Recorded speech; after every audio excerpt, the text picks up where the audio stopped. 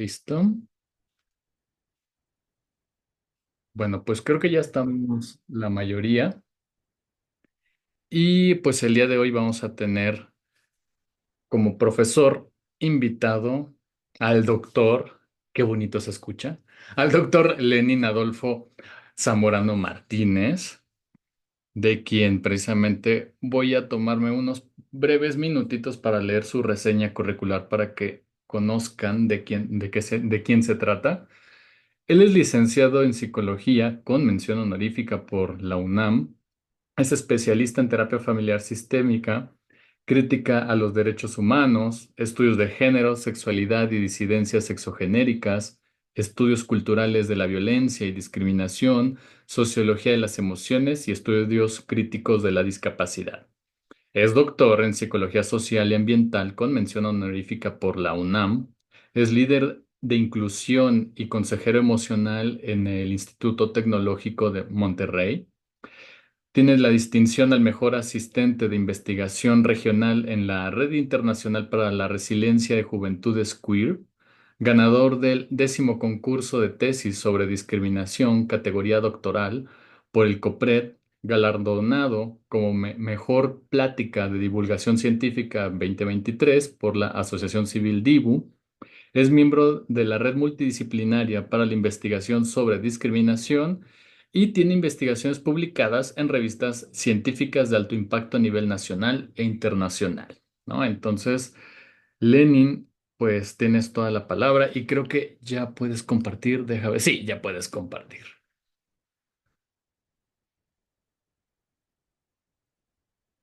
¿Listo? Listo. Listo. Pues buenos días a todas y todos. Muchas gracias, Faust. Es un honor estar aquí con ustedes compartiendo una vez más. Voy a ver, creo que ya se puede ver. Ya se puede ver. Súper. Pues les vengo a compartir eh, parte de mi proyecto doctoral y digo parte porque la verdad es extenso, entonces voy a tratar de ser puntual. Luego me da por la verborrea, entonces voy a intentar ser muy puntual. Si tienen dudas, eh, algunas observaciones también. Me gustaría que interrumpieran con todo gusto. La verdad no me gusta ser tan nada más venir a hablar y ya, ¿no? Sino que se haga como un diálogo siempre. Entonces voy a empezar por el título que, bueno, decidimos ponerle violencias biopolíticas en las vivencias de varones gay con discapacidad.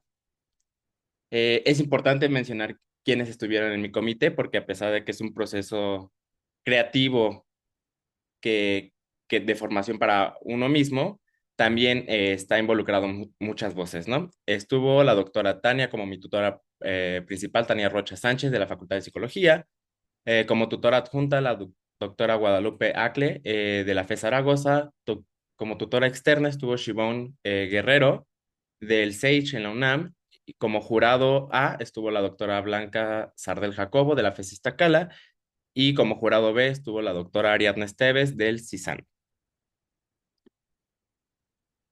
Bien, voy a comenzar con el apartado uno que me permitió darle claridad al proyecto. En este apartado uno, lo importante fue dejar en claro cuáles iban a ser mis constructos clave de de la investigación, ¿no? Mis conceptos clave, constructos clave de la investigación, y estos fueron la sexualidad, la discapacidad y la violencia. En este caso le puse como producciones biopolíticas porque mi marco interpretativo de referencia fue ese, ¿no? No es el único, pero fue el más fuerte, la biopolítica. Más adelante voy a explicar en la metodología de qué va esta mirada, o este enfoque o esta teoría. Eh, para tejerlo teóricamente, entonces decidí hablar sobre tres nodos muy importantes o tres hechos muy importantes en la construcción de esta investigación. La heterosexualidad como un dispositivo de poder. Un dispositivo de poder es una red de discursos y prácticas en la que van a moldear subjetividades, ¿no? La heterosexualidad como dispositivo tiene hitos que lo van construyendo a lo largo de la historia. Algo importante en la perspectiva Foucaultiana, cuando trabajamos con esta metodología que es genealogías, es importante ir rescatando hitos históricos que van dándole sentido y que van siendo muy relevantes para cómo se va construyendo ciertas subjetividades. En este caso, la heterosexualidad como dispositivo, uno de sus sujetos o subjetividades principales que va a crear, en este caso, para perseguirla o castigarla, es a la homosexualidad, ¿no? No es la única, sin embargo, es la más relevante para el proyecto. El primer hito que identificamos o identifiqué también fue la persecución y vigilancia médico-legal, donde hay una mirada punitiva y patologizante hacia la sexualidad, ¿no? Todo aquello que no quede al centro, como es la heterosexualidad, va a ser marcado como una sexualidad anormal, antinatural, incluso patológica, ¿no? En el contexto de la Segunda Guerra Mundial, sabemos que se crea este manual diagnóstico de los trastornos mentales y queda enmarcada ya como de forma más científica que la homosexualidad es una patología en ese entonces. Otro hito muy importante, perdón, para la heterosexualidad como dispositivo es hablar y materializar el tema del VIH en los ochentas como un estigma que se instaura en el cuerpo de los homosexuales, por así decirlo, en un primer momento, que va a pasar al campo de la salud y no solamente visto como un estigma que vuelve a caer en la homosexualidad como un castigo divino, ¿no? Si ya estábamos como superando esa parte, también es cierto que entonces viene la pandemia del VIH y nuevamente se patologiza la sexualidad de esta forma. Algo muy importante para la visión Foucaultiana es que, pues, ante todo producción de poder también va a haber una resistencia o va a haber resistencias. En este caso, en el dispositivo de la heterosexualidad, algo que va a generar resistencias son los movimientos LGBT, principalmente el de Stonewall, no es el único, pero es uno de los más importantes. Movimientos que empezaban a gestarse en distintos países que permitieron que el DSM-3 ya quitara a la homosexualidad como una patología en el 73. Y bueno, las marchas, por ejemplo, aquí en México, la Marcha del Orgullo entre los 70s y 80s, ¿no? Estas resistencias van a generar nuevas formas o nuevas narrativas para pensar las identidades. Otro hito importante, perdón, nodo importante es la producción del sujeto con discapacidad. En este caso, los hitos van a ser el concepto de anormalidad, que entra en la época de, vamos a ponerlo así, de la ilustración, qué es lo normal y qué es lo anormal. Eh, la taxonomía que hizo Langdon Down sobre el sujeto mongólico, donde ya quedaba instaurado también científicamente que había un sujeto mongólico, un sujeto retrasado, que después pasa a ese concepto, y se hace toda una taxonomía de cómo es este sujeto. Y entonces lo importante es que ya empieza a gestarse la discapacidad, todavía no como concepto, pero sí como un precepto para poder estigmatizar ciertos cuerpos que no le son funcionales al sistema, y lo pongo entre comillas funcionales. Otro hito es la revolución industrial, y aquí ya no solamente hablamos de normalidad, anormalidad en el cuerpo, sino también de la productividad. ¿Qué tan productivo puede ser un cuerpo con discapacidad o no? Y empieza esta demarcación hacia la periferia de los sujetos con discapacidad porque no son productivos, no son funcionales para el sistema. Empiezan a hacer investigaciones y se habla sobre la curva de distribución normal, principalmente en psicología, los test de inteligencia. Entonces, a ver, ya tenemos la cuestión de la normalidad en lo científico, en la taxonomía que habla sobre lo mongólico en el lugar de lo biológico, la revolución industrial como cuestión de productividad, capital, y ahora lo instauramos también la discapacidad en la psique, ¿no? Con los test de inteligencia, y empieza entonces toda una producción del sujeto con discapacidad ya más completa para este dispositivo también.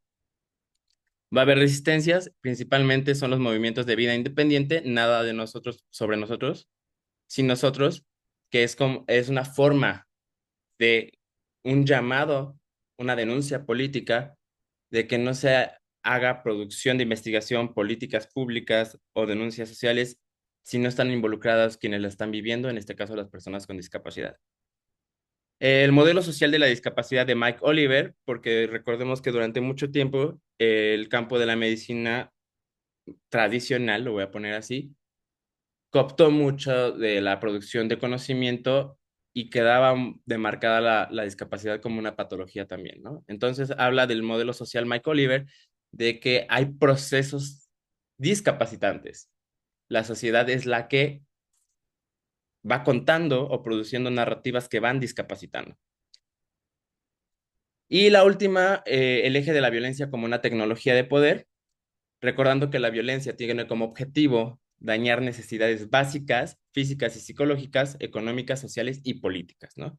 Es más grande que lo que nos han contado sobre la violencia en términos relacionales. ¿Por qué pasa a ser una tecnología de poder? Algo muy importante en el marco Foucaultiano es que las tecnologías de poder lo que van a hacer es producir sujetos y producir conocimiento en torno a esos sujetos. Entonces, ahorita voy a explicar un poco más. Al actuar la violencia como un sistema también, ya sea como homofobia o capacitismo en este proyecto de investigación, va a producir conocimiento en torno a ello. Es decir, va a haber estadísticas sobre crímenes de odio en el campo de la sexualidad, por así decirlo, o identidades sexuales, y va a haber como estadísticas alrededor de las barreras que enfrentan las personas con discapacidad en términos sociales.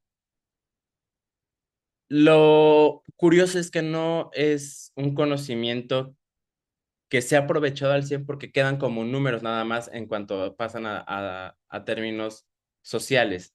Entonces, lo interesante aquí, y por eso este proyecto de investigación, es que se hacen estadísticas y políticas públicas pensando por separados los ejes. Es decir, por un lado atiendo a la sexualidad y por otro lado atiendo a la discapacidad. Y eso deja una brecha que invisibiliza entonces que puede existir la experiencia de un cuerpo o una persona, en ese sentido, que viva con discapacidad y que además sea de la población LGBT o que se nombre como LGBT. En el apartado 2 es necesario enunciar, visibilizar el estado del arte, el estado de la cuestión, y lo fui desmenuzando por ejes temáticos, ¿no? La discapacidad, la sexualidad en el campo de la biopolítica y la violencia y sus cruces entre estos conceptos. Entre la discapacidad y la sexualidad, la comprensión médica es un eje dominante, ¿no? Y hay muchas investigaciones de corte médico que nuevamente lo único o el objetivo principal de la mayoría de estas investigaciones es cómo hacer menos visible la discapacidad o cuál es su origen de la discapacidad. Y en el campo de la sexualidad, solamente se habla sobre la salud sexual y con un sesgo heterosexista. Entonces, lo que complejiza todavía más el campo de la producción del conocimiento. En cuanto ya hacemos este cruce con discapacidad y biopolítica y sexualidad, la mayoría de las investigaciones está enfocado a la discapacidad nada más intelectual como un dispositivo y el acercamiento la mayoría de las veces se ha hecho con familias que tienen un integrante con discapacidad intelectual. ¿Cuál es vamos a ponerle aquí, cuál es un vacío epistemológico y ontológico que la experiencia propia de las personas con discapacidad intelectual pocas veces es escuchada? Siempre se va a las voces de los familiares o de las escuelas o de quienes son sus cuidadoras o cuidadores principales. Y bueno, al hacer cruce con la violencia, encontré investigaciones que sí, son de Reino Unido la mayoría, de personas LGBT con discapacidad, donde se habla mucho sobre esta negociación identitaria. Es decir, que muchas personas con discapacidad que se nombran LGBT tienen que vivir en el closet si quieren seguir con el apoyo económico que les brindan sus familias. La salida del armario se vuelve complicada. Muchas veces también está hablando del passing. El passing es una forma de, vamos a ponerlo en términos de aparentar, que no tienen discapacidad, hay discapacidades o condiciones discapacitantes que no son visibles a primera vista, por así decirlo. Entonces, pueden hacer un passing. Y también la lógica adultocentrista, ¿no? Como en las personas LGBT ha pasado, que siempre se les coloca como no, es una fase de la duda, estás confundido, no, lo principal para ti es curarte, porque es una narrativa dominante en las personas con discapacidad. Y entonces, es lo que se ha encontrado en este tipo de investigaciones. El corte de investigaciones, producciones de libro, capítulos de libro y artículos es de 1997 hasta el 2021 en ese entonces que hice ese estado del arte y la principal producción de conocimiento sobre estos temas se hace en Reino Unido, España, Chile, Colombia, Estados Unidos y por último en México.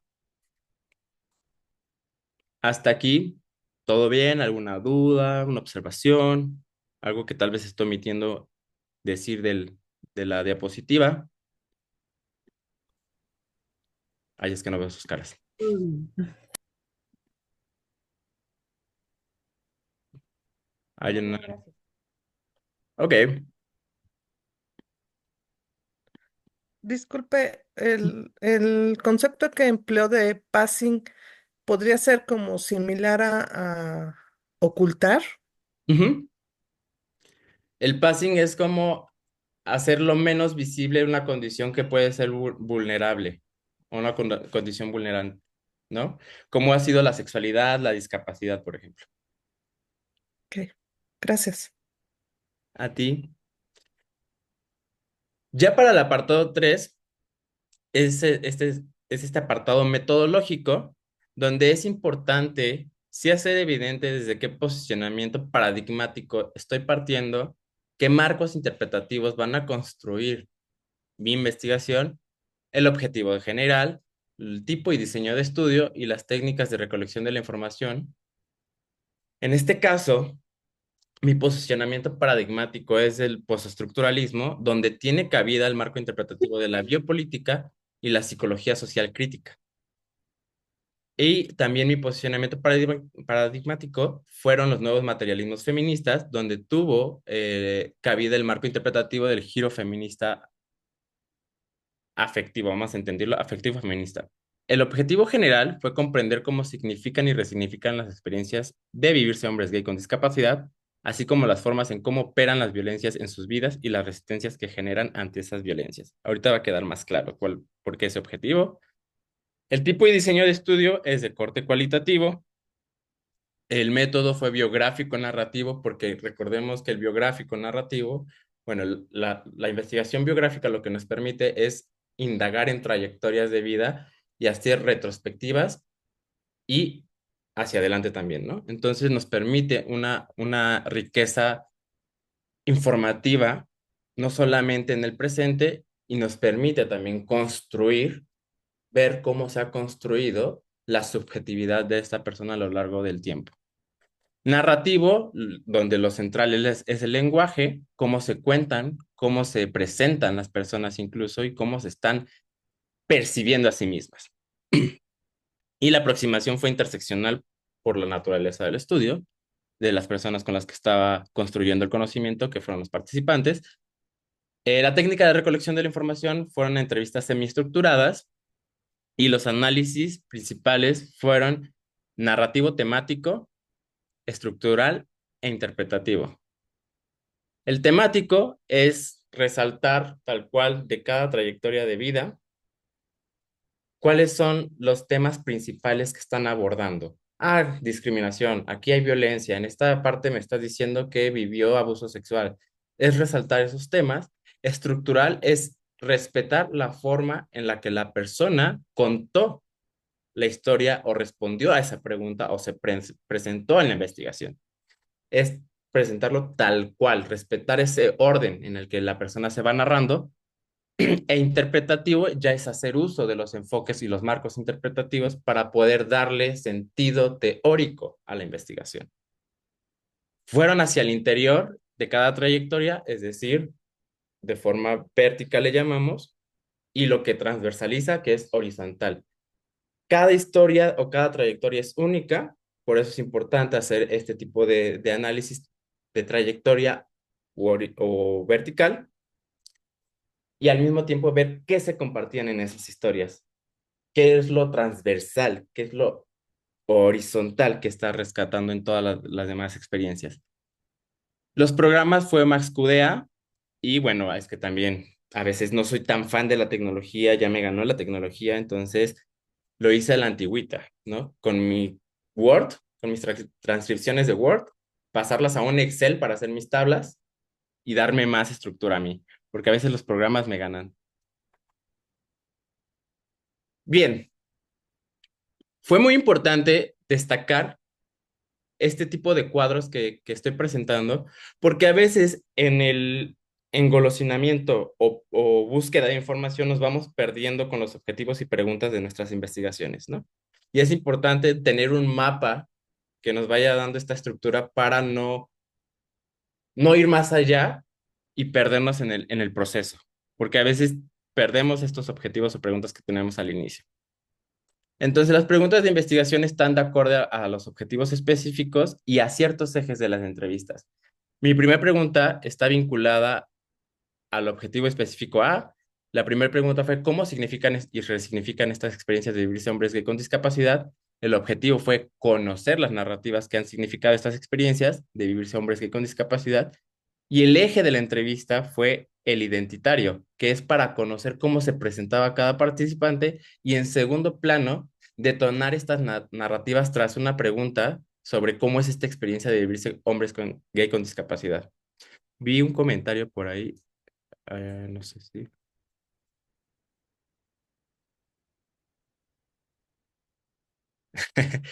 Sí, prometo recuperar mi base de datos y compartírselas porque sí, sí es muy funcional con el Excel, la verdad. Bien. Dos, ¿de qué formas operan las violencias que viven estos hombres gay con discapacidad? Ah, me regreso, perdón, al eje de la entrevista. Y les doy un tip, porque sé que hacer trabajo cualitativo y a veces con entrevistas, pues una va con su guión bien bonito, su piloto, por así decirlo. Y un error cuando nos aproximamos desde lo cualitativo y es como nuestras primeras veces, uno de los errores que cometemos en el trabajo de campo es parecer que el guión es más como este manual obligatorio. Estamos más preocupadas muchas veces por cumplir cada una de las preguntas que nos planteamos, que dejamos de escuchar a la persona y tal vez ya nos respondió una de las preguntas que venían más adelante, o bien perdemos la oportunidad de crear nuevas preguntas en el momento que estamos compartiendo con la persona. Entonces, sí, la guía es eso, una guía, pero también hay que estar con esta escucha activa, a estar muy atentos y atentas a lo que narran las personas para no poder perder de vista aquello que también puede ser nutritivo para la investigación. O que ya nos está hablando de otro eje que podría estar contemplado en la investigación. ¿De qué formas operan las violencias? Es la segunda pregunta que viven estos hombres gay con discapacidad y ahí se respondieron o se resolvieron dos objetivos principales, que fue conocer esas violencias que han vivido desde sus experiencias y analizar las maneras, perdón, en las que estas violencias se van a instaurar en la forma en la que se piensan, en la forma en la que portan sus cuerpos y en la forma en la que sienten alrededor de esto. Entonces, ¿cuáles fueron los ejes que me ayudaron a darle respuesta a todo esto? Fue el de experiencias de violencia con el objetivo de conocer ejercicios de violencia a los que se han enfrentado en distintos ámbitos relacionales, a lo laboral, en lo escolar, en lo médico, en lo relacional afectivo, por ejemplo, también, que fue uno de los ejes principales. Y el otro eje de la entrevista fue la afectividad, que fue para reconocer la producción emocional y de sentires que van a devenir de estos ejercicios de violencia y otras experiencias significativas. Ahorita les va a dar más sentido porque fue necesario conocer esto. Tres, la última pregunta fue conocer cómo resisten a estas experiencias de violencia, analizar las formas de resistencia y el eje fue de resistencias, que fue identificar las acciones y herramientas que emplearon para afrontar y resignificar los eventos críticos como las experiencias de violencia. Ahí fue nada más poner atención a esas formas de afrontar las experiencias de violencia.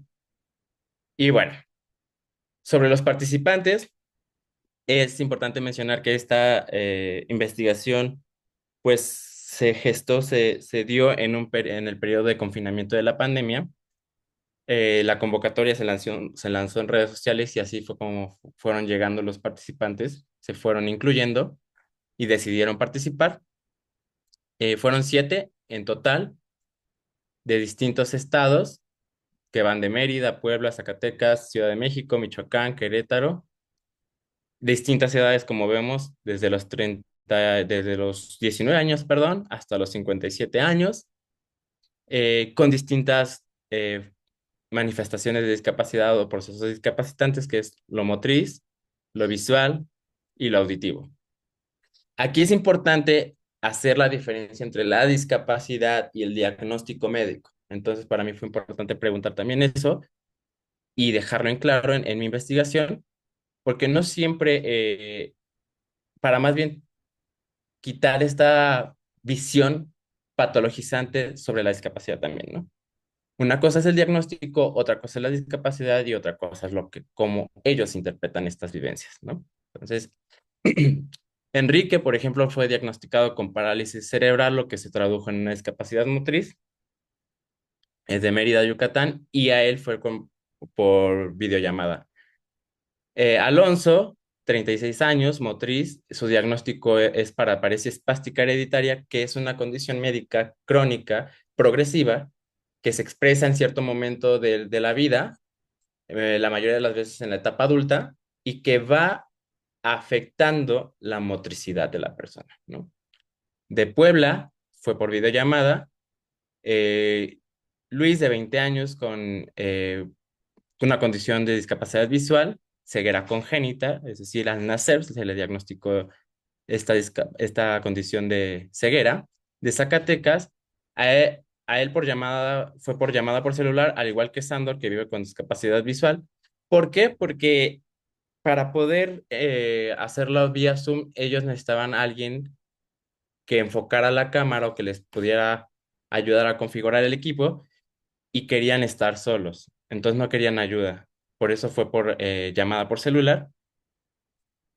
En el caso de Sandor, lo que se tradujo a su discapacidad visual fue el diagnóstico de retinosis pigmentaria, otra condición médica crónica que también es progresiva, en la que se va afectando la periferia, la visión periférica, hasta llegar al centro. Hay veces que se traduce en una ceguera total.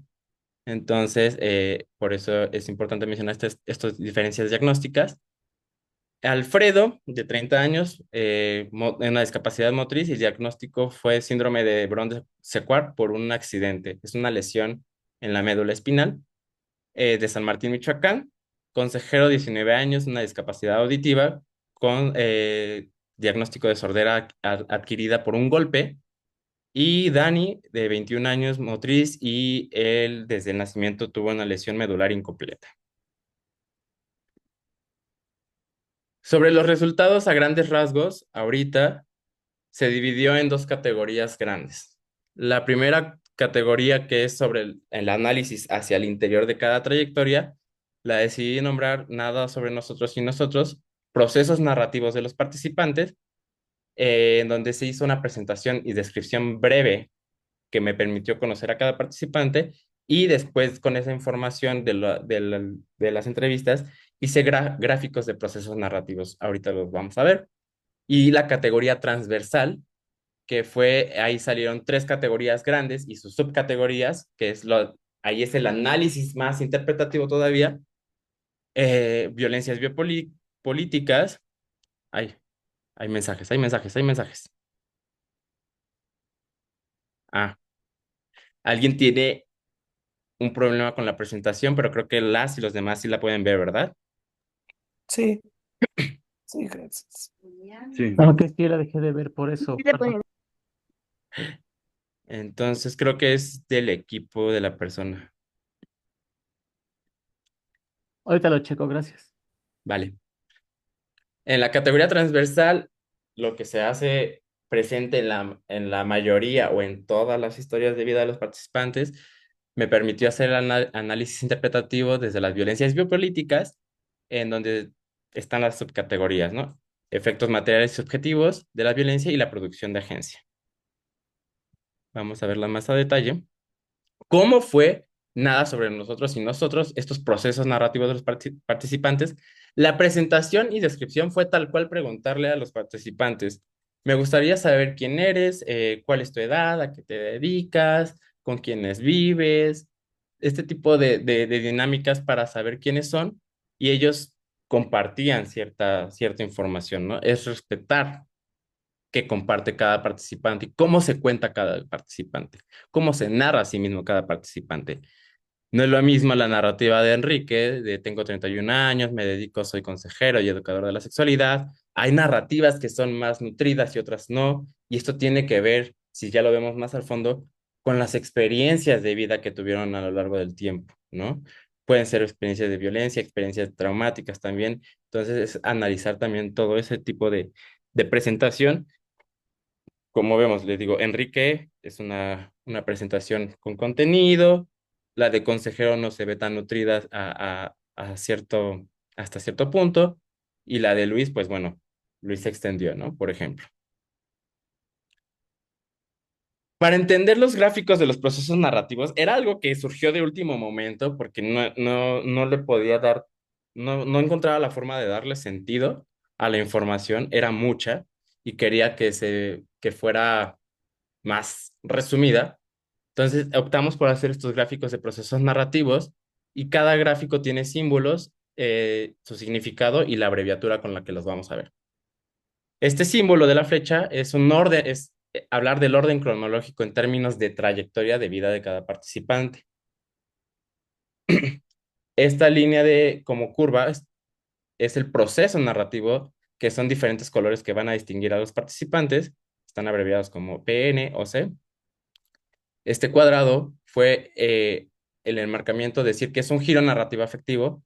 Este es un concepto que acuñé, y ahí partí de la propuesta del concepto de ruptura biográfica. La ruptura biográfica es un evento que al parecer irrumpe la vida de la persona y le da un giro interpretativo. ¿Por qué lo cambié? Porque la ruptura biográfica viene del campo médico y tal cual es como si la persona se hubiera roto en algún momento y sigue esta visión patológica sobre los procesos de vida. Entonces, al acuñar el giro narrativo afectivo es involucrar otras cuestiones que van a devenir como de las experiencias de las personas involucradas, o sea, no solamente la persona, sino su alrededor, cómo van a nutrir también esa narrativa de cómo fue ese evento, los contextos, porque recordemos que los eventos se dan en ciertos contextos y en ciertos momentos de vida, y cómo va a significar y narrar a partir de todo eso la persona, cómo se circunscribe a sí misma, ¿no? Entonces, es más complejo que decirle que es una ruptura, que se rompió, hay un buen evento que rompió esa forma de vida de la persona. Este tipo de barra es un conector sobre los GNA, que son este símbolo, giro narrativo afectivo, y el orden cronológico. Ahorita se va a ver más visual. Y así quedaron, ¿no? De cada participante. Los procesos narrativos, es decir, cómo a través del tiempo las personas van cambiando la forma en la que se narran y presentan a sí mismas, cómo se piensan a sí mismas en el tiempo. En este caso de la experiencia de ser hombres gay con discapacidad, recordemos que ese es el eje importante. ¿Cómo vivieron desde la narrativa de la vergüenza, la diferencia, el duelo, el reconocimiento, hasta llegar al momento en el que se hizo la entrevista, que es la narrativa del orgullo, el orden cronológico en términos de temporalidad de vida, ni la niñez, la pubertad, la adolescencia, la adultez? Pero, por ejemplo, sabemos que hay dos narrativas que pueden coexistir en un solo corte de tiempo, ¿no? En la niñez coexistió la narrativa de la diferencia y la vergüenza, por ejemplo, en el caso de Rick. Hay otros procesos narrativos que son más cortos: la evasión, la negación, la metáfora del filtro, la aceptación. Y así es como le dimos un esquema más gráfico a este tipo de análisis. hay otras que están más nutridas, por ejemplo. Y en este apartado, ¿cuál fue el objetivo o qué es lo que se encontró? Bueno, que la reproducción de estas narrativas están ancladas todavía a sistemas de opresión, en donde es importante aclarar que, por ejemplo, hay una producción de la conciencia de la discapacidad. En el caso de las personas con discapacidad que lo vivieron desde el nacimiento o la niñez, el ámbito escolar fue un hito muy importante en el que empezaban este sentido del otro, de la otredad, en el que hicieron consciente que vivían con una discapacidad. ¿Por qué? Porque hay narrativas en la que las miradas se van demarcando. Por ejemplo, Enrique, que vive con una discapacidad motriz, perdón, desde la infancia, decía el hecho de que las personas o los niños y las niñas en el kinder me vieran en una silla de rueda y empezaban a preguntar, me hacía sentir extraño, el otro, como si fuera un otro, esta vergüenza. Y empieza el efecto de las miradas de las familias, cómo se le quedaban viendo. Y este distanciamiento de no te acerques, no le vayas a lastimar, como este distanciamiento hacia las personas con discapacidad. Otra forma del sentido del otro es la exclusión y la enunciación. Por ejemplo, de Luis, que vive con una discapacidad visual congénita, desde la infancia también. Él dice que él pensaba que todas las personas eran así hasta que llegó a la escuela y al jugar con unos compañeros en el kinder le dicen, no, tú no porque estás ciego, no puedes jugar. Y él se empezó a preguntar, qué es estar ciego? Porque en su familia no se lo habían dicho. Y es ahí donde empieza la producción de conciencia de la discapacidad. Hay otra forma de producción de conciencia de la discapacidad que está asociada a la condición médica en la adultez o por accidentes. Un hito muy importante en esta producción de conciencia de la discapacidad es la noticia del diagnóstico como un evento que le va a dar un giro narrativo a la vida, ¿no? A la trayectoria de vida. Entonces, ¿por qué? Porque lo principal, las formas tradicionales en las que se da el diagnóstico en el campo médico, psicológico, psiquiátrico, hegemónico, es desde la prohibición o lo que no vas a poder hacer, lo que entonces demarca como una tragedia o un duelo, una pérdida, ya sea que viene parte de discursos capacitistas y anclado a estructuras corponormativas y de funcionalidad. Y por último, algo que sí se ve evidente fue las prácticas de rechazo por otros hombres, en donde las personas con discapacidad quedan no pensados como sujetos deseables o de deseo, ¿no? ¿Hay una pregunta por ahí o una participación? ¿Cómo fuiste nombrando las narrativas?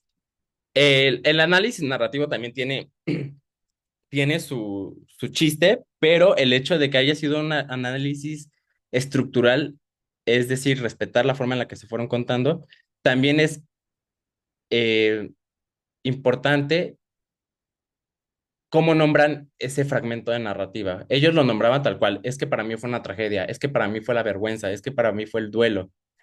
Entonces es la forma también de respetar cómo van nombrando esa narrativa los participantes. Es como se fue nombrando cada una de estas narrativas.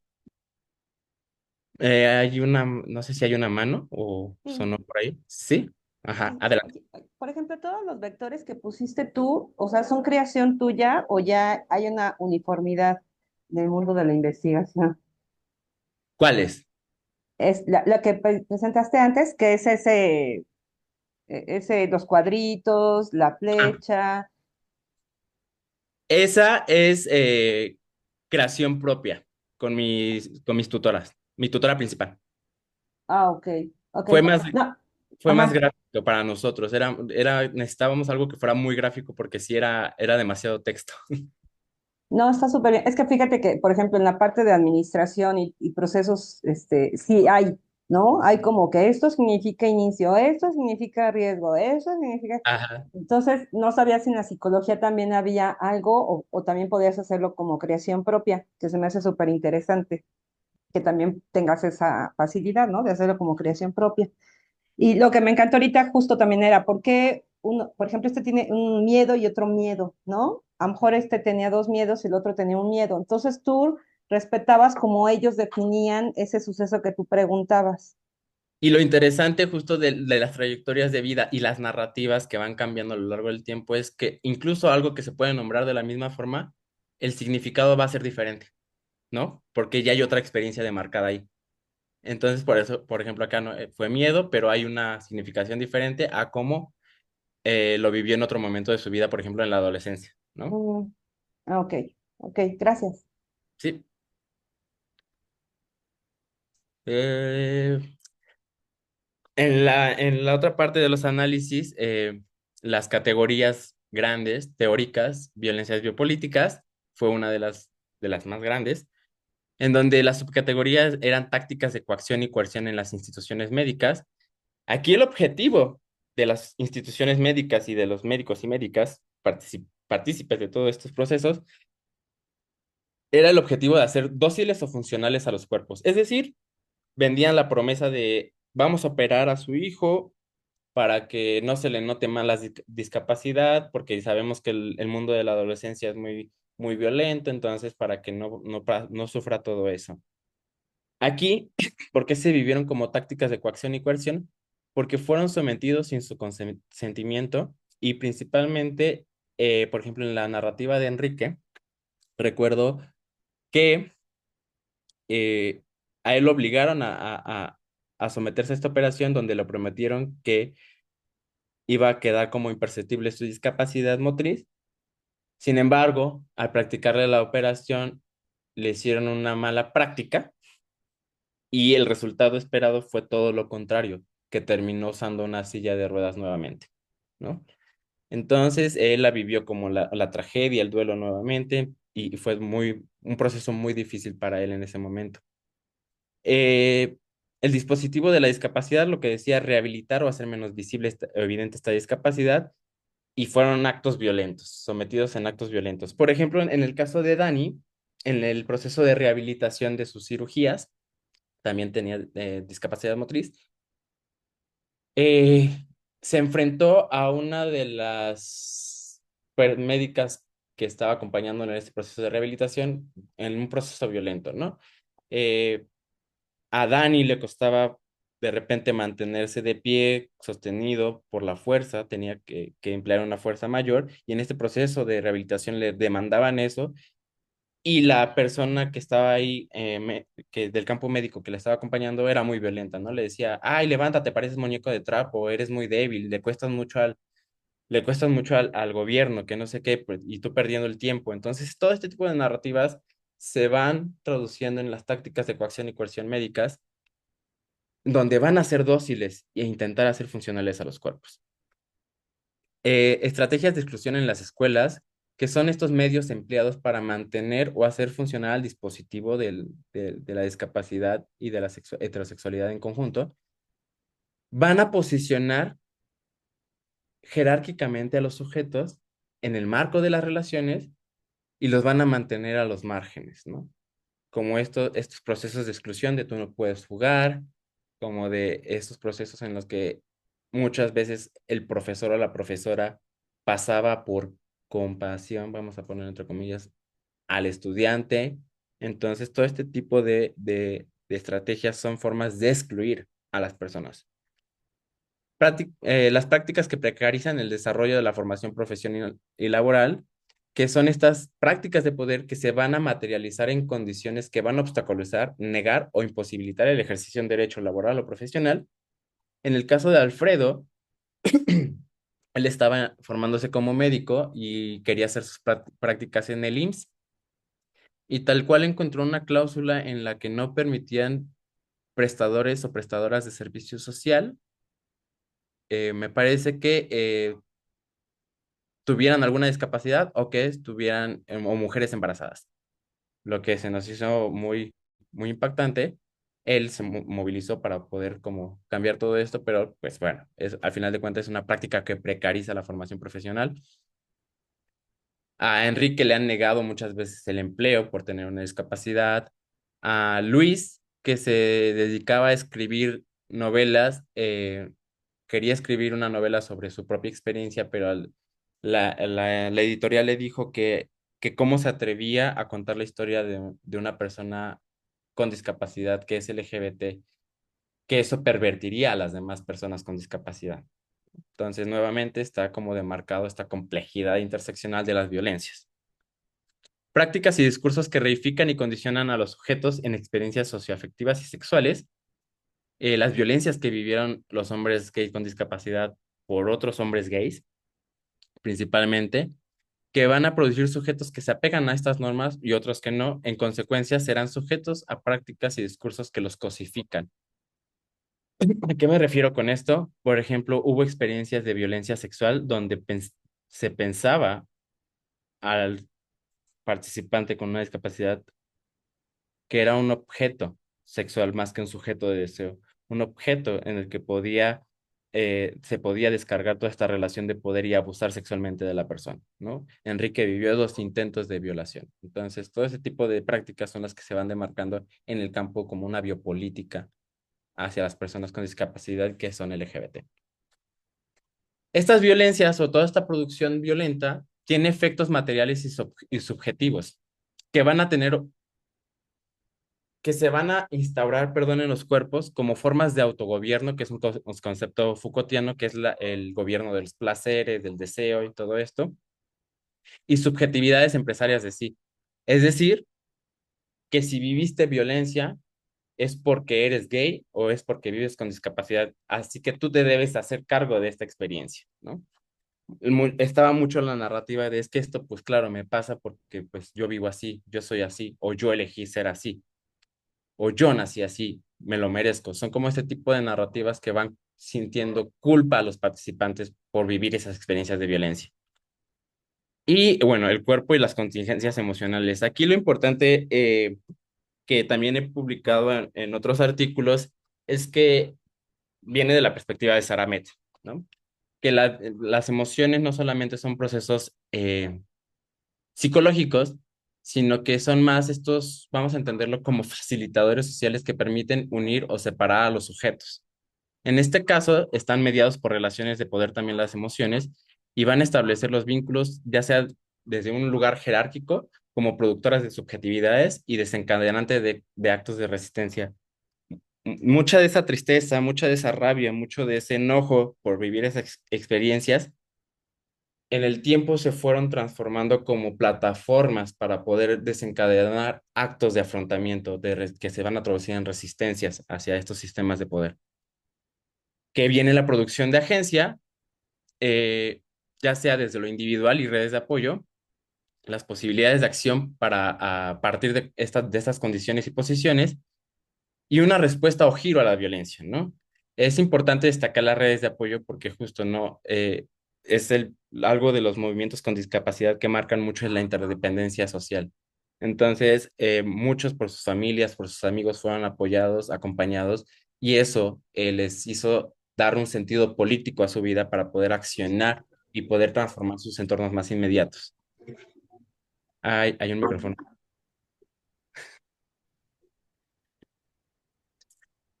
Otra subcategoría fue los conocimientos o epistemes situadas en torno a la discapacidad de la sexualidad. Es decir, va a haber... ¡Ay! Hola, hola. Creo que hay un micrófono abierto, ¿no?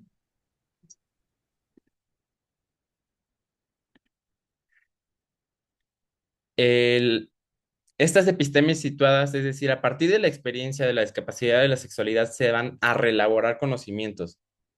En este caso fue la represión de saberes hegemónicos en torno a la sexualidad, por ejemplo, que las personas con discapacidad pocas veces tienen esta información por otras personas sobre su sexualidad y entonces al poder experimentarla ellos, perdón, se van elaborando saberes propios y situados a partir de esas experiencias que los transmitían a otras personas con discapacidad. Entonces se va haciendo toda un conocimiento desde la población, desde la opresión.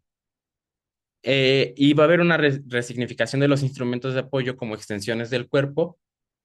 Por ejemplo, quienes usaban bastón, silla de rueda, le daban otro sentido a estos aparatos, a estos instrumentos de apoyo, en donde, por ejemplo, eh, Alfredo decía que con el tiempo le agarró cariño a su silla de ruedas, tanto que las ruedas, cada que le cambiaba las ruedas, él se sentía como si estuviera cambiando de zapatos, como si tuviera zapatos nuevos. lo que da a entender como una resignificación de la extensión del cuerpo. Luis, no, sí, Luis o Alonso, que entendieron a su bastón o a su apoyo como una extensión del cuerpo, en tanto Luis como sus ojos, una extensión de sus ojos, el bastón era algo que le permitía, es una extensión de sus ojos en el sentido de algo de que le permitía moverse ante el mundo aunque no pudiera ver.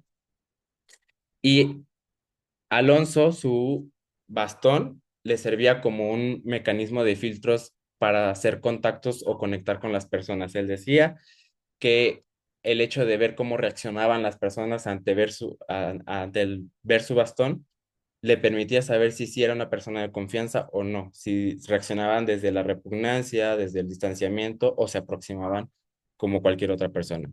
Entonces, eso le permitía establecer vínculos. Para ir cerrando discusiones, las discusiones más importantes es destacar las prácticas y discursos y estrategias que regulan lo humano y lo no humano a través de la violencia.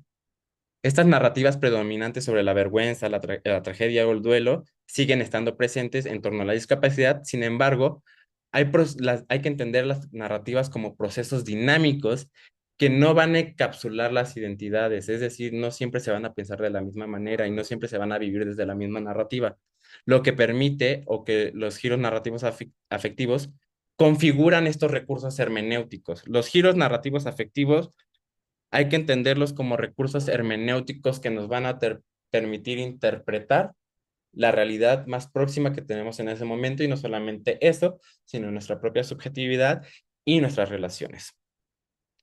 Las escuelas siguen siendo uno de los principales espacios para enfatizar la diferencia desde la pauta jerárquica. El binomio diagnóstico-pérdida es una forma de abonar al capacitismo, perdón, y es necesario conceptualizar las violencias más allá de una tipología. Es decir, mucho de la producción de conocimiento en torno a la violencia ya la conocemos. Es decir, hay violencia física, hay violencia verbal, hay violencia emocional, ajá, pero no todas esas violencias se viven de la misma manera. Por eso es importante analizar cómo se van a articular estos ejercicios de poder asimétrico y enfatizar la importancia de este papel facilitador que juegan las emociones en los procesos de la violencia. Las violencias biopolíticas en los campos de la salud, la coacción, la coerción, la crueldad y el optimismo, en lo escolar se hacen presentes la arquitectura hostil, las narrativas de marginación, las exigencias funcionales o estéticas de integridad corporal, las expectativas binarias de género. En el caso de lo profesional laboral se hace presente la burocratización y administración del sufrimiento y de lo socioafectivo, pues se sigue viendo desde los objetos de vinculación como lo indeseable y los territorios desde lógicas patriarcales y coloniales. Pensar el hecho de ejercer una violación es pensar a la otra persona como un territorio que es mío, en el que puedo acceder de una forma patriarcal y colonial. El ensamblaje entre estos dispositivos de la heterosexualidad y discapacidad van a sujetar mediante formas de autogobierno, esto que ya platicamos. El autogobierno deriva en subjetividades empresarias de sí y la contingencia emocional es lo que nos permite entender la subjetividad, lo relacional y las resistencias en serie. Los recursos para accionar, afrontar y resignificar experiencias de violencia es muy importante seguir conociéndolos. Reconocer que también las redes de apoyo son muy importantes para la base de algunas resistencias. El giro hermenéutico sobre el cuerpo en términos de estética, funcionalidad, erotismo y sexualidad es lo que permite también conocer la situacionalidad de los participantes. Y desde los nuevos materialismos feministas nos permite entender la complejidad de ensamblajes que hay entre los sujetos, lo material, el tiempo y las situaciones, como lo vimos a lo largo de toda la investigación. Y esto nos proporciona, como por ejemplo lo decía, la lectura de los instrumentos de apoyo como una extensión del cuerpo también. Conclusiones. En términos teóricos, metodológicos y políticos, es relevante por 5 hechos cruciales esta investigación. El inciso A es porque investigar sobre las experiencias de personas LGBT con discapacidad apunta hacia la importancia de construir políticas públicas y abonar el campo de los derechos humanos. El B es el método biográfico narrativo como vía para crear espacios de escucha y propiciar la toma de la palabra donde los participantes son el foco de atención. C, las formas de violencia y su relación con algunas discapacidades nos permite entender, por ejemplo, donde la discapacidad es adquirida o no visible en primera instancia, el abandono y la exclusión se ejerce partiendo de anclajes emocionales como la vergüenza, marcando los cuerpos como indeseables. Y en cuanto a las discapacidades que son visibles, vamos a ponerlo así, se juega más la violencia que tiene que ver con el rechazo, el maltrato físico, lo verbal o prácticas de vulneración como las miradas o preguntas, colocándolos como sujetos abyectos. El D es importante seguir estudiando las violencias y al mismo tiempo la dimensión emocional y la producción de agencia. Esto es importante porque Lucas Platero nos menciona que solo estudiar las violencias nos vuelve a colocar a las personas vulneradas como nada más víctimas y no como personas que pueden elaborar resistencias y sus propias formas de vidas habitables. Y vías alternas donde la psicología va a priorizar la experiencia de las personas vulneradas y apuntar hacia caminos sobre la justicia social y epistémicas, porque sabemos que durante mucho tiempo también la psicología abonó a esta reproducción de asimetrías de poder. Le voy a dejar hasta ahí. Es hora de preguntas y respuestas, porque ya me cansé de hablar. Vale. A ver, preguntas. Si gustan, pueden ya en este preciso momento, pues prender el micrófono, ¿no? Para hacer uso precisamente de la voz y conversar, ¿no? Porque nuevamente me encanta la metáfora de mencionarles, es que no es sesión espiritista. No andamos con la ouija interpretando los mensajes que van saliendo en la tabla, ¿no? Entonces, de preferencia, generar una conversación entre los vivos. Miguel Alejandra, a ver. Yo tengo una duda enorme. ¿Cuál fue la diferenciación que tuvieron tus participantes entre la discapacidad y la homosexualidad en cuestión no tanto social, sino anímica? ¿Cómo los afectó a ellos? ¿Sí viste ese punto? Otra vez, otra vez. Pues en el estado de ánimo, ¿tú viste algún cambio entre ellos por el simple hecho de tener alguna discapacidad? Sí, es como lo decía en los procesos narrativos, Sí. eh, se van nombrando de distintas formas estas narrativas y principalmente las narrativas están vinculadas a emociones, pero no solamente tiene que ver desde una cuestión individual que ellos decidieran nombrar tal experiencia de tal forma, sino que a su alrededor, en su contexto más inmediato, había herramientas que le permitían nutrir ese tipo de narrativas, ¿no? Por ejemplo, la del miedo, me vivía desde el miedo porque, por ejemplo, vivió una violencia médica y ya no quería ir a las visitas médicas. Pero después pasó, por ejemplo, del miedo a la esperanza porque llegó a conocer a alguien que le brindaba un espacio de seguridad y se hacía sentir más seguro. Entonces, esas fueron las formas en las que fueron cambiando a lo largo del tiempo estas formas en cómo nombraban tanto sus sentires como sus procesos narrativos. Y desde tu perspectiva, ¿hubo cambios en su narrativa al hacer pública, en este caso para tu proyecto, su experiencia? Sí, Ah, perfecto. Sí, sí, esa era también la parte de, porque ya ves que muchas veces cuando tú dejas salir todo lo que traes, problemas, sentimientos, te sientes escuchado, escuchada, te liberas y puede cambiar todo tu estado de ánimo, tu perspectiva. Y sí, esa era parte también de lo que quería saber. sí. Muchísimas gracias. Qué bueno que lo preguntas porque creo que por ir rápido ya no pude mencionarlo, pero en las discusiones y conclusiones también está en la tesis completa, está plasmado esto que dices de hacia el final también era la reflexión, ¿no? De cómo te sentiste con la entrevista. Es muy importante hacerlo y muchos de los participantes decían, te agradezco mucho por el espacio, me cambió la perspectiva, es muy importante que nos escuchen, es muy importante que conozcan nuestras narrativas. Entonces, eso fue algo que también está plasmado en las discusiones. Perfecto, ya la agregué completa. Gracias. No, gracias a ti. Gracias. A ver, Cristian y luego Yutzil. Hola, buenos, buenos. Tengo una duda, porque ahorita me estoy peleando con mis asesoras. Dijiste algo sobre que estudiar las violencias de las personas era... Ay, se me fue. Bueno, lo último que dijiste, ¿te Ujú. acuerdas quién lo dijo? O sea, que era que Ah, estudiar solo las personas víctimas, porque estoy teniendo un conflictazo, según ya teníamos los objetivos. eh, yo estoy estudiando experiencias de violencia sexual, ¿no? Entonces yo ponía sobrevivientes desde esta, em, pues no para no poner víctimas, ¿no? Ujú. Y entonces me dice la maestra, no, es que sobrevivientes no va, sobrevivientes tiene que ir para acá, entonces necesito un postulado para decirle, mire, aquí está, por esto. Sí,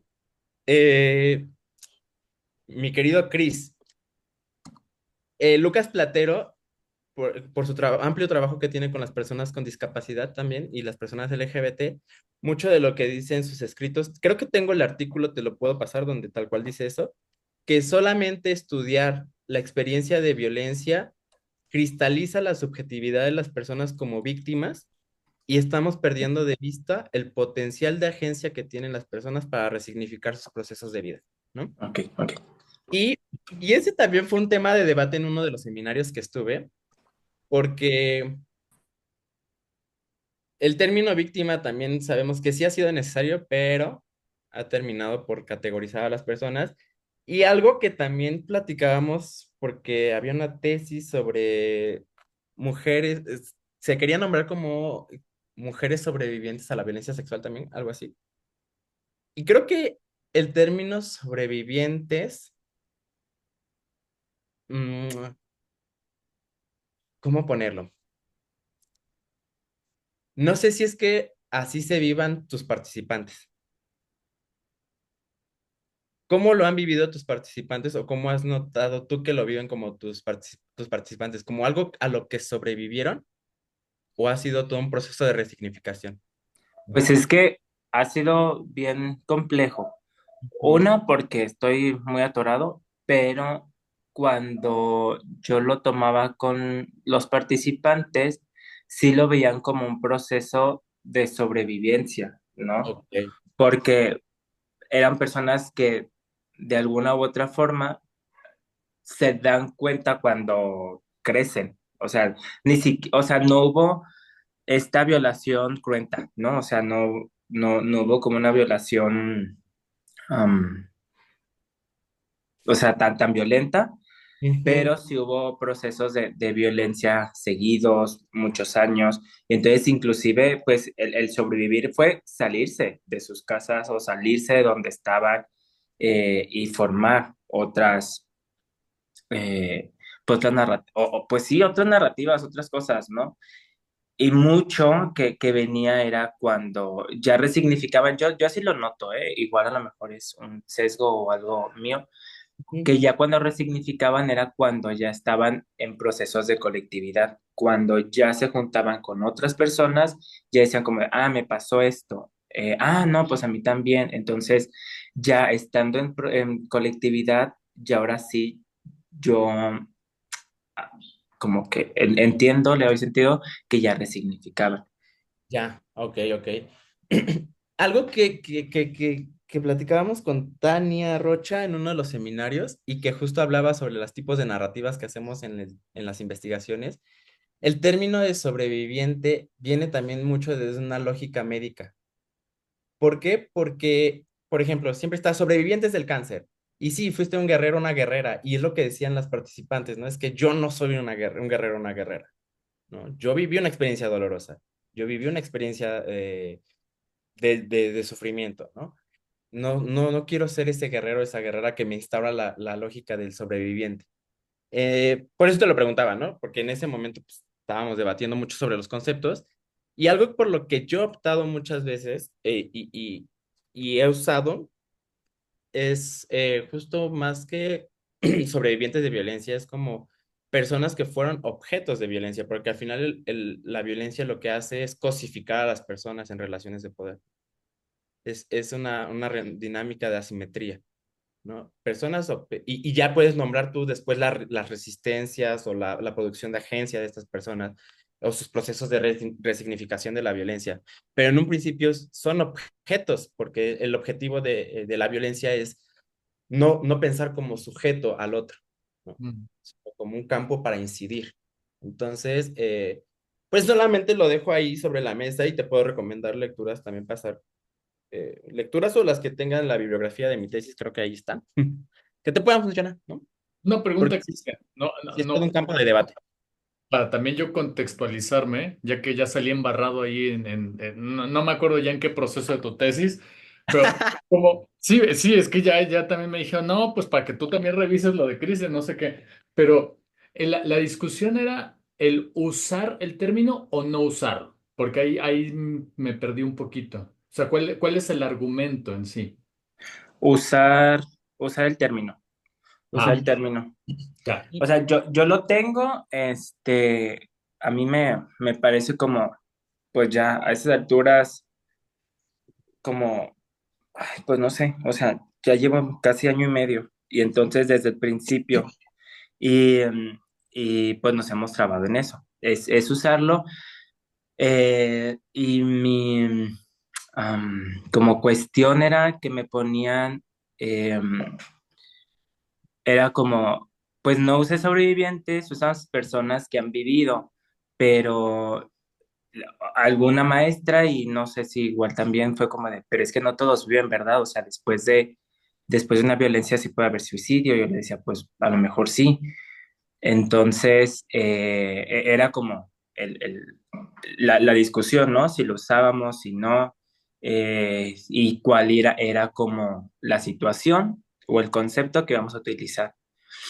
Aquí, aquí la recomendación que también te podría dar es que si tus participantes tal cual en algún momento ocuparon el concepto o la narrativa de la supervivencia o la sobrevivencia, tú digas, lo estoy utilizando porque quiero respetar el testimonio de la persona. Si no, estarías incurriendo en una injusticia epistémica de cómo estoy yo otra vez de mis conocimientos relaborando esto, ¿no?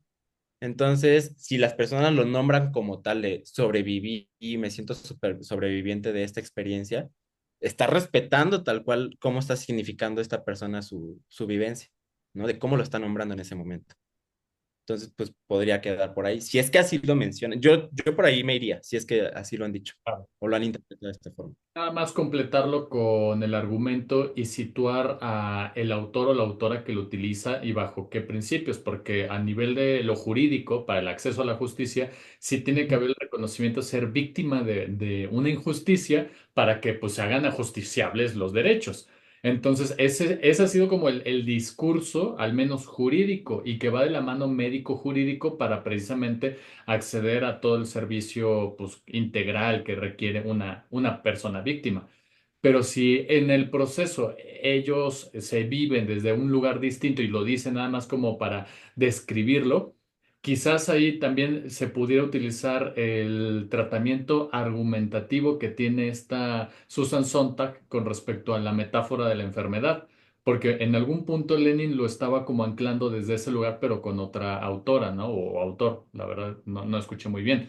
Donde precisamente lo que ella dice es que socialmente ante cierto tipo de procesos, en el caso que ella está trabajando en ese ensayo, Susan Sontag está hablando del proceso salud, enfermedad, muerte, hay una metaforización de ese proceso, de esa vivencia, en el que se cargan adjetivos morales. Por ejemplo, alguien que está viviendo cáncer, ahorita lo decía Lenin muy claramente, guerrera, felicidades, luchaste, y entonces, o sea, se genera como todo un mito con respecto a las personas que viven en la enfermedad. De igual manera, ella lo contrasta con tuberculosis y VIH, donde dice, a ver, ¿qué se dice de una persona que vive con VIH? Se lo buscó, que porque tiene esto y lo otro. Entonces ella lo que está diciendo es, hay que tener cuidado con los términos porque muchas veces se construyen una serie de metáforas, mitos sociales, de los cuales tratan a las personas desde una desagencialización. Aunque ella no trabaja el término de agencia como lo está trabajando Lenin u otros autores como Bourdieu y demás, pero sí te está diciendo cómo de alguna manera ciertos conceptos te encapsulan a cierto tipo de situaciones. Entonces creo que ahí argumentalmente sería como conveniente, de que si ellos lo están mencionando, tú lo estás trabajando, pero conoces la discusión y conoces los contextos en los que cada uno, es decir, pensando un poquito en lo que hace esta Roxana Kramer, ¿no? Al momento de decir, bueno, hay que tener una hipótesis rival. Es decir, lo común en el área médico-jurídica es de que se hable de esto. Ajá. Sin embargo, los problemas son estos otros al momento de utilizar este término. Y si yo lo estoy utilizando es porque estoy reconociendo la situación en la que se encuentra la persona que me está brindando la estructura narrativa. Y ahí está, ¿no? Entonces, como que tener que hacer como esa discusión, al menos así lo estoy pensando. Ya tú me dirás también qué opinas y regreso el micrófono, perdónenme. Ujú. Gracias. Va. Entonces, Yutsil tiene una duda y luego también Ángela. Sí, buenos días. La duda que yo tenía era referente a lo que anteriormente pregunté, que es esta parte de cómo categorizar o hacer este análisis narrativo, ¿no? Porque yo me acuerdo que en algún tiempo apoyé en en una investigación donde ellos categorizaban como específicamente similitudes en estas partes narrativas, pero entiendo y de verdad que es de sumamente es sumamente importante lo que tú hiciste, ¿no? Respetar como esas categorías narrativas, pero por ejemplo, realmente me pone a pensar que sí hay similitudes, porque un análisis de categorización narrativa y ver eso es como muy amplio, ¿no? Porque pueden ser como se puede, por ejemplo, veo que hay miedo, hay culpa, hay vergüenza. ¿Cómo hiciste ese análisis de esas categorías? Eso, por ejemplo, me pregunto, ¿no? O nada más es de acuerdo a a la narrativa, lo describiste, lo categorizaste y ahí se quedó. Y otra pregunta es esta parte en donde, fíjate que me sorprendió mucho lo que tú me dijiste, es que no nada más era esta parte homosexual, sino había un abuso desde la discapacidad. Entonces, no sé cómo se puede entender sobre abuso o sobre abuso de poder, porque ya no nada más estás hablando de una categoría, sino eh, es un sobreabuso, no sé cómo lo pueda interpretar, Ujú. y realmente quedan muy invisibilizados, ¿no? Como tú lo mencionaste, como objetos Ujú, de ujú. sexualidad, ¿no? Bueno, nada más esas eran mis preguntas. Muchas gracias. Con respecto a la primera, eh, yo respetaba cómo nombraban cada una de esas experiencias, ¿no? Es decir, si la nombraban como miedo, como vergüenza, y aunque un participante y el otro pudieran nombrar de la misma manera, por ejemplo, desde el miedo, cierta experiencia, al interior para preguntar, tienes que preguntar, bueno, ¿y cómo significó ese miedo para ti? Es la descripción que nos va a dar acceso a cómo entendieron en ese momento de su vida y entonces el hecho de que ciertas experiencias se nombren de la misma manera no quieren que decir que van a ser las mismas porque la significación alrededor, es lo bello de lo social, va a ser muy diferente desde dónde lo están nombrando.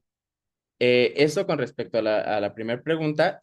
Con respecto a la segunda, mm, es el objetivo de la interseccional, la aproximación interseccional, ¿no? Como más que un sobreabuso, son formas particulares de violencia que se van configurando en el ensamblaje de ciertos ejes, como la discapacidad y la homosexualidad, o la identidad gay. Pero algo aquí que, para no ahondar y llevarme mucho tiempo, tengo el artículo que salió de mi tesis que habla sobre violencias interseccionales. Creo que quedaría más claro si te lo paso. ¿Te parece?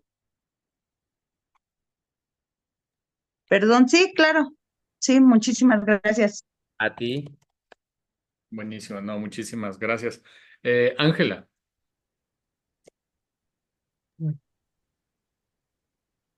Buenos días. Bueno, primero van a escuchar un poquito de ruido porque están trabajando por allá afuera y tienen su música muy fuerte.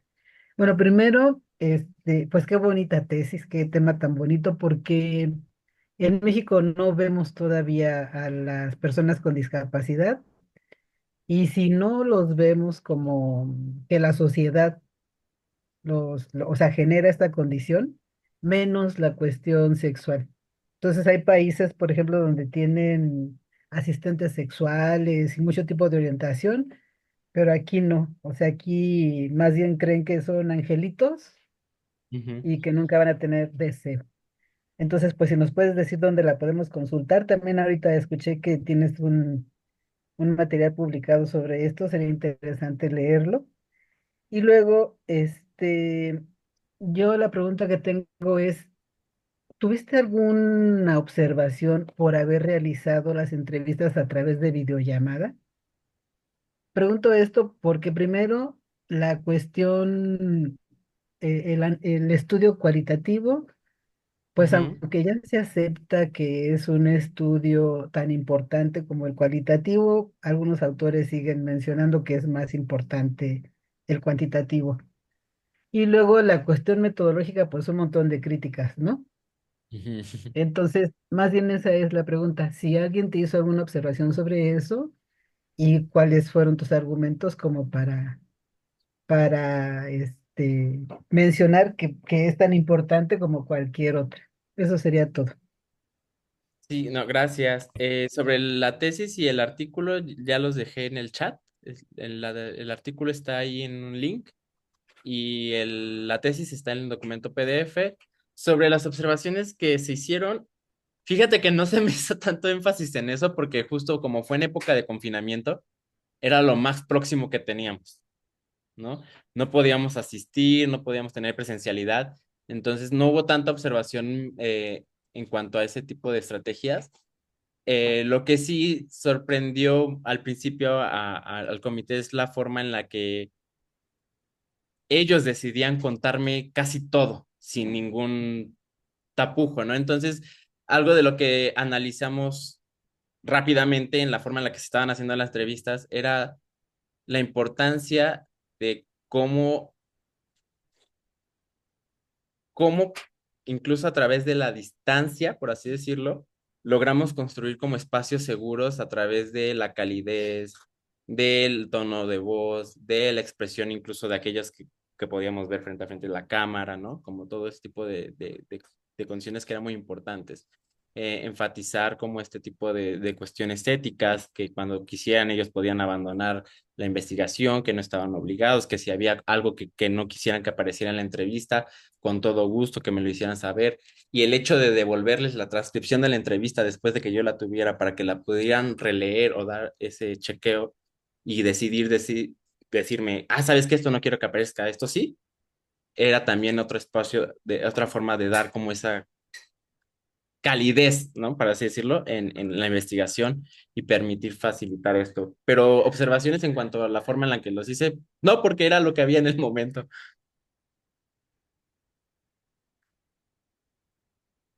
Gracias. ¿Listo? ¿Algo más? ¿Alguien más que tenga como alguna otra duda? ¿No? Ok. Había, había una en el chat, pero no sé si la perdí de vista. Dice, no, eras tú mandando tus artículos, lo en el contexto de la biopolítica. Ay, Ah, entra en discriminación el hecho de limitar las discapacidades, así como el embarazo mismo. entra en discriminación el hecho de limitar las discapacidades, como... creo que esto es por lo de la política del IMSS, ¿verdad? De no aceptarse en el servicio social a personas con discapacidad de mujeres embarazadas. Eh, a grandes rasgos, y así breve me voy a ir, la biopolítica es esta lectura o este ejercicio de poder en el que se deja morir y se hace vivir, ¿no? Es decir, se van a crear estrategias, estadísticas, políticas, leyes que van a cubrir a ciertas subjetividades, cuerpos o poblaciones y que en este crear políticas se va a dejar de lado a otras experiencias, otras subjetividades y siempre son las personas vulneradas en este sentido. La biopolítica la discriminación sí entra en el campo de la biopolítica porque es una forma de excluir, de dejar morir a las poblaciones por no atenderlas en el marco de esto que estamos hablando como tecnologías de poder, ¿no? Por así decirlo. Sí entra la discapacidad y el embarazo mismo, sí. Sí es lo que yo entendí, porque no sé entonces si estoy respondiendo a la pregunta o no. pero recuerdo que sí era por la política institucional del IMSS, de no aceptar, de lo que mencioné. Creo que por ahí iba. ¿Sí, Judith? Sí, gracias. Ah, ok. Porque yo Gracias. lo entendí como el tratamiento del concepto bajo dos Ajá, condiciones, pero que no son homologables, porque sería considerar que el embarazo es discapacitante cuando no lo es. Entonces es más bien como ah, son condiciones distintas, pero que jurídicamente lamentablemente se trabajan casi como si fueran lo mismo. Y ahí sí ajá, ocuparía el biopoder, y el poder. Ajá. o más bien biopolítica, perdón. Sí, si tienes oportunidad de abrir el micrófono y decir. Sí, bueno, es que estas situaciones, pues de alguna manera son, pues obviamente son discriminatorias de entrada, pero Mm, tratándose de instituciones en las que se supone que no deberían de existir este tipo de discriminación, pues sugiere que pues no solamente estas personas tienen esa connotación de discriminación, sino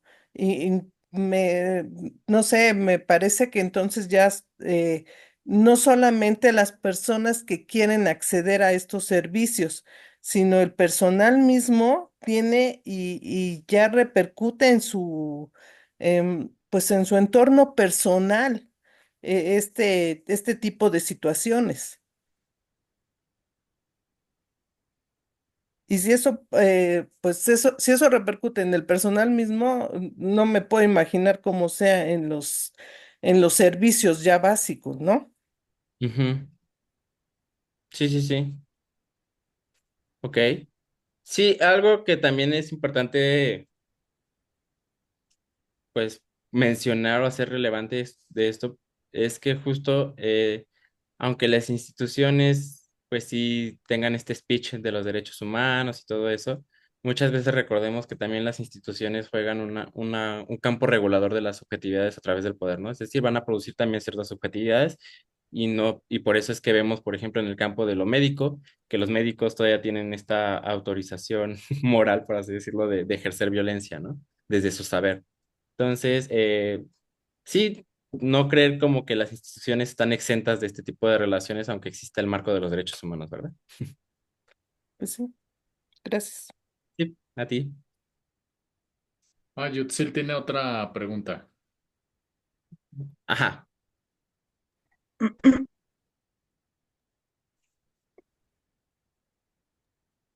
Disculpen, sí, es que también me cuestionaba esto que mencionaste sobre las emociones, ¿no? O sobre sobreanálisis que hiciste o repensaste o reflexionaste a través de este estudio. No sé si me podrías, aclarar un poquito más cómo tú ahora, después de la tesis doctoral, cómo lo visualizas.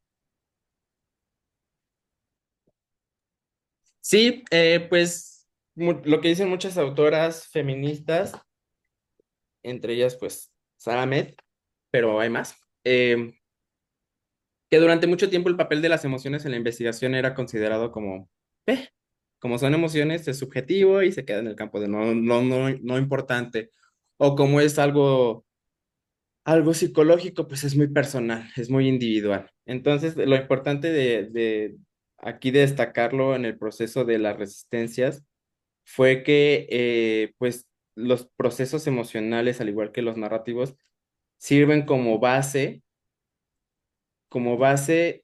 vamos a entenderla, contingente de actos desencadenantes de resistencia. O sea, sin rabia muchas veces no podría haber movilización, ¿no?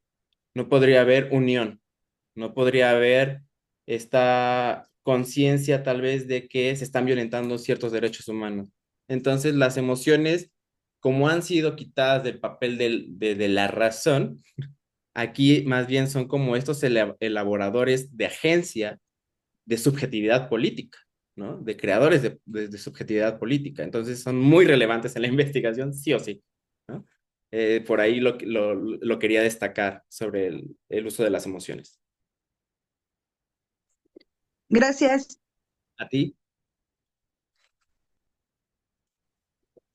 ¿Listos? ¿Algo más?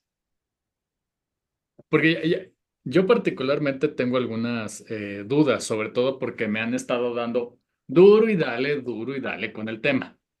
Y hay algunas cositas que me llamó la atención de tu propia metodología, pero a ver, vamos por partes. Cuando tú hablas de lo estructural y citas a esta autora, es un artículo muy lindo que hace como esta diferenciación entre lo narrativo, estructural y no me acuerdo qué otros, pero son tres, que de hecho los utilizas metodológicamente. Y Ujú. yo estaba preguntando si en esta noción de lo estructural que tú dices es nombrar las cosas desde las palabras o desde el uso de las palabras de las propias personas, si esta Ajá. forma estructural conceptualmente también se pudiera retomar como por ejemplo, si te están diciendo de testimonio, es que la sociedad nos está discriminando porque no nos permite tener puestos dignos de trabajo. Ujú, Estructuralmente, ahí está lo que dijo la persona, ujú. pero que tú conceptualmente puedes utilizar esa noción, esa estructura para hablar, por ejemplo, de estructuras sociales, es decir, trasladarlo interpretiva. Se me fue la palabra. Interpretativamente. Ándale, o sea, la parte de la interpretación tú la puedes anclar con el concepto de estructura social porque en la estructura de su discurso lo mencionó y tú lo estás anclando en un apartado mucho más grande de interpretación para hablar de las estructuras sociales. Qué bella pregunta. Y justo saqué mi libro. Ay, creo que no sé. ¿Sí se ve? Ah, ajá. Ah, se borró. Sí, ahí está. Ah, ay, no, no Si es se que ve. lo Déjame tienes en quitar blur, el pues nada enfoque. más quítale ahí. No. Nada más Dala. pon tu cara enfrente y ya no debería haber problema. Ahí está. Ok. Este libro es una belleza, está en PDF.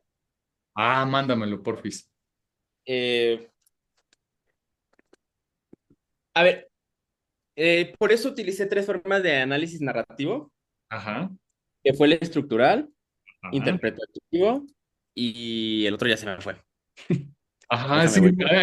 ahí yo lo perdí también. Hay un tercero que se nos está yendo. Ajá, ajá, Espera, estructura, interpreta, temático. ajá, El estructural me sirvió para la primera categoría de procesos narrativos, porque lo que me interesaba y se vincula con la otra forma de hacer análisis narrativo, que es el horizontal hacia cada trayectoria de vida. Lo que ahí quería hacer evidente es cómo cada participante le va a dar sentido a la experiencia de ser hombre gay con discapacidad.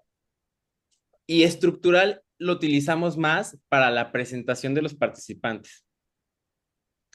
Es decir, cómo se nombraban desde un principio cada uno que nos sirvió para hacer a esto que le llaman caracterización, que está del nabo, pero bueno, ajá. ¿no? Lo ocupamos más para eso, para respetar cómo se iba nombrando, describiendo cada participante. Y para el proceso narrativo, nada más ocupamos el estructural para respetar cómo nombraban las narrativas. ¿Por qué? Porque mucho del análisis narrativo tradicional es como, ay, aquí está la narrativa del superhéroe, y la colocamos con un punto hacia abajo del sufrimiento, como que es más asignarle desde la teoría nuevamente un sentido a esa experiencia sin preguntarle al participante o respetar cómo está nombrando cierta experiencia. Para nosotros fue importante darle desde su propio sentido de la voz del participante y no caer en este tipo de análisis tan de la psicología tradicional, como con estas violencias de decir yo traigo mi teoría, no me importa lo que tú me digas, yo la voy a nombrar así, ¿no? Porque Mm, el objetivo no era asignarles un nombre nosotros a esas narrativas, sino más bien entender cómo ellos construían sus procesos narrativos a lo largo del tiempo, ¿no? Ok, Para eso ocupamos el estructural. El interpretativo y el temático fue más para las categorías ya del siguiente análisis de ver qué compartía cada participante. Es ok, ya más vinculado a la biopolítica y todo esto que estaba como nombrando en un principio. ok, ok. Mm, Sí, pero te paso este libro porque te digo que fue como también porfa. Sí, porque, por ejemplo, en cierto momento tú haces también esta crítica hacia el análisis de la psicología más de forma tradicional, lo que en algún punto me hace pensar como que tratas de nombrarlo a este positivismo dentro de lo cualitativo.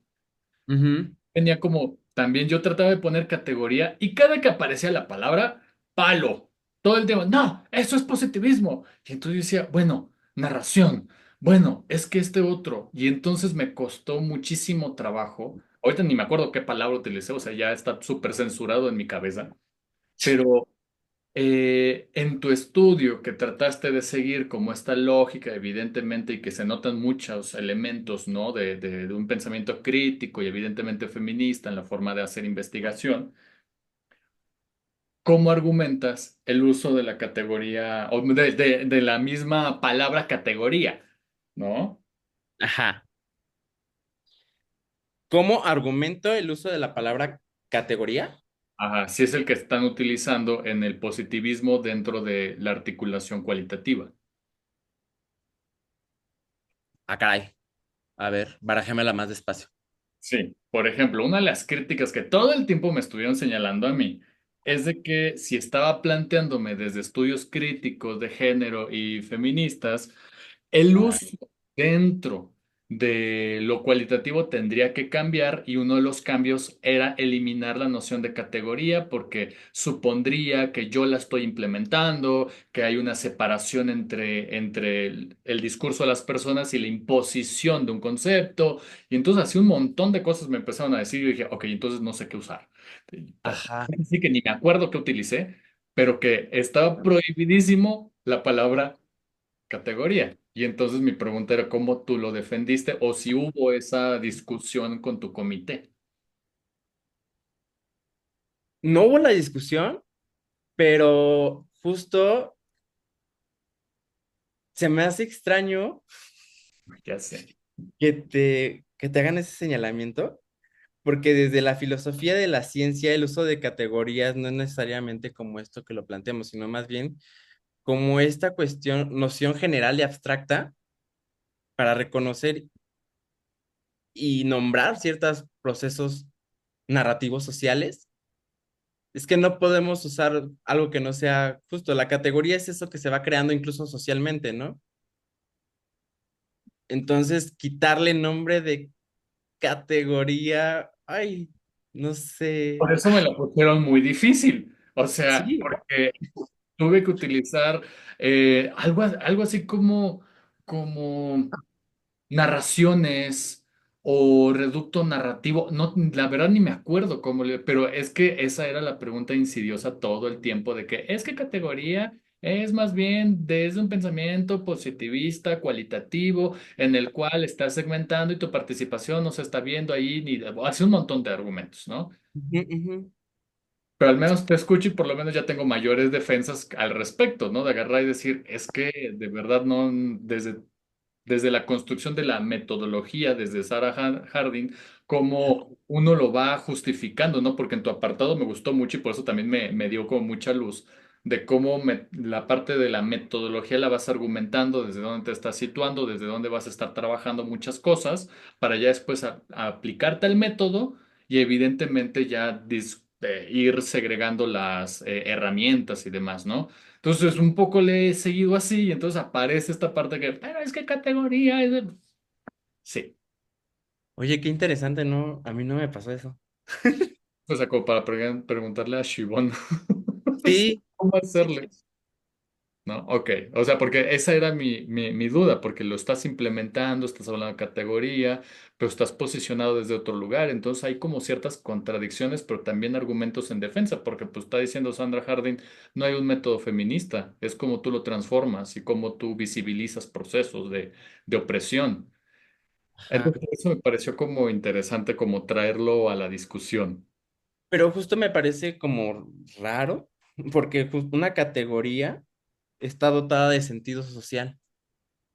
Es como entonces decir que, pues no sé, como querer quitarle el peso que tiene esta elaboración cultural sobre ciertos conceptos o experiencias y que eso produce subjetividades.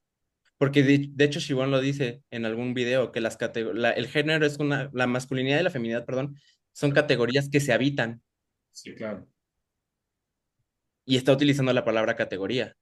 claro. Y se, Probablemente, y se habitan que tienen un sentido social, una construcción cultural e histórica.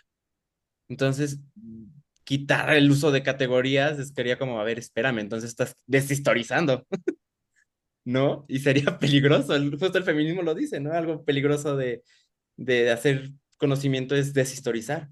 claro, buenísimo. Sí, Gracias. Ujú, ujú. Sí, porque Sí, de incluso, hecho creo que a mí me quedó más claro, o sea, esto que acabas de mencionar es como esta cuestión filosófica, social y cultural que no podemos eh, minorizar o plasmar, ¿no? Porque cada persona o subjetividad lo entiende desde su postura, ¿no? Pero al mismo tiempo es esta cuestión social y filosófica, ¿no? Que es una construcción elaborada colectivamente, ¿no? y lo interesante de las categorías es que se pueden, por eso están, porque se pueden debatir también. ujú. Entonces, creo que, no sé por qué te dijeron eso, pero estaría interesante. Es decir, por eso te digo, no, pero ya me das argumentos porque incluso desde Sally Haslanger, Ian Hacking, ¿no? En la parte de construccionismo social y cómo se argumenta desde esos lugares críticos, ¿no? Porque aquí es para ahora sí, yo siempre le digo a mis estudiantes, algo que me traten de argumentar desde categorías con Kenneth Gergen es, perdón, fusilamiento directo, no, nada, y no es por cancelación, sino que pues carece de peso social crítico político, ¿no? Pero bueno, gracias, eso me ayudó un montón. Hay otra manita que se alzó del desgreñadero que nos dimos. Ángela, Sí, creo que la palabra categoría sí proviene desde el punto de vista positivista, entonces en ese sentido a lo mejor sí tienen un poquito de razón con los argumentos que te estuvieron dando. Yo creo que las palabras que se podrían utilizar desde el punto de vista cualitativo sería constructo o tema. Creo que esas palabras son las que pudieran sustituir en es el cierto, contexto cualitativo. era temática, pero, o tema, algo así, pero no estaba, no estoy, a la fecha no estoy satisfecho ni convencido del mismo, pero bueno, a ver, es para Lenin. Sí. Bueno, era por lo que estaban platicando precisamente. Sí, yo creo que desde el punto de vista cualitativo, lo que puede sustituir a la palabra categoría para evitar ese problema sería hablar de un constructo o hablar de una temática, precisamente. Creo yo, ¿eh? Probablemente no es así.